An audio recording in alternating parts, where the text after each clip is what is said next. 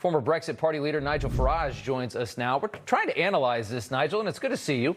What I want to know is she comes out with this tax plan right out of the gate, which to me seemed a lot like the tax plan that Trump revealed right when he was elected back in early 2017. Why did the markets hate this so much? Why did this whole thing collapse around this tax plan, which is just basically trying to stimulate the economy with tax cuts, like every Republican does? Well, there was a run on the markets, you're absolutely right, although the pound fell less than the yen fell against a very strong dollar, 0.1, 0.2. Interest rates went up on the forward markets, but our interest rates are still lower than the USA. Yeah. So a lot of myth around this. Look, I'll tell you what's going on here. For the first time in almost 4 decades, for the first time since Margaret Thatcher, a prime minister said, the state is too big. You're paying too much tax. We need to allow small business, free market, genuine capitalist enterprise to flourish rather than focusing on the big global corporates. And the assault was immediate. Yeah. It came from the IMF.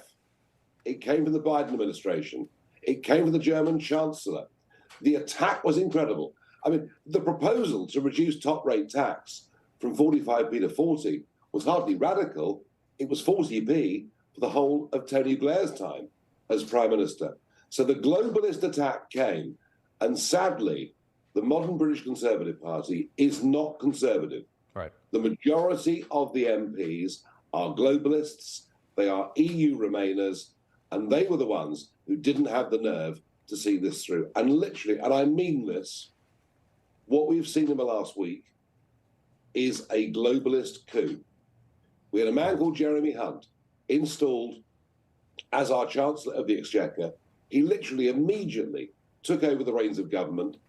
And when Truss said in that speech that you just showed that she was unable to fulfill her mandate, she was absolutely right. And we are now back with a Conservative Party that is big state, high tax, net zero, and globalist in nature. It's a coup.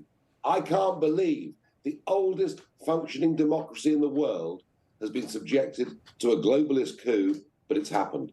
It makes that, honestly, you just answered perfectly my question that I've been wondering all day long, and that makes so much sense in how this happened.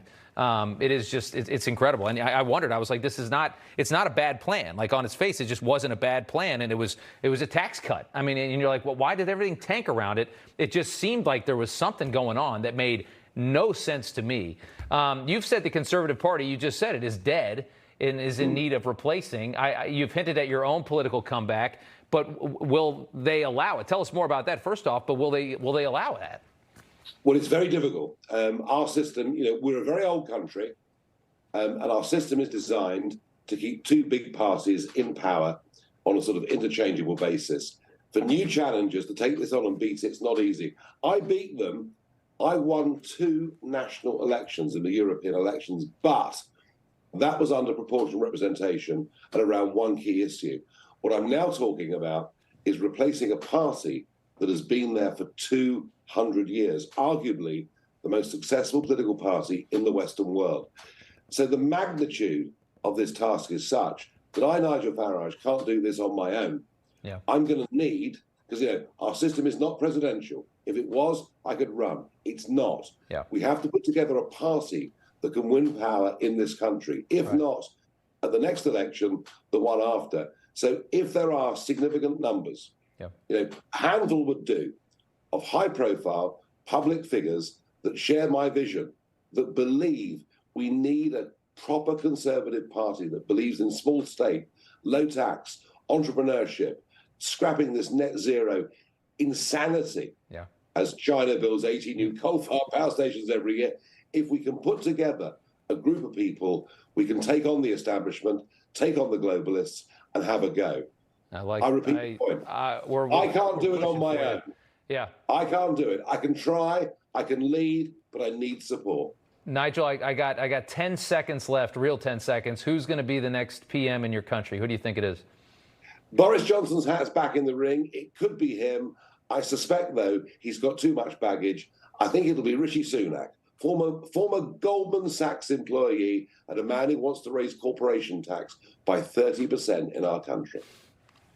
Great. They need you back, sir. Good to see you. Good to have you on, Nigel. All right.